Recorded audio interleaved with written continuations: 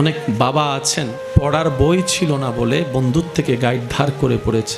ওই কষ্টটা চিন্তা করে উনি পরিশ্রম বাড়িয়ে দিয়েছেন এই ভেবে আমার ছেলে মেয়ের যেন কারো কাছে ভিক্ষা করে হাত পেতে গাইড নিতে না হয়, বই নিতে না হয়। একজন টিচার পাই নাই পড়ার জন্য, এমন বাবারা সন্তানের জন্য 2-3টা টিচার রাখার চেষ্টা করে।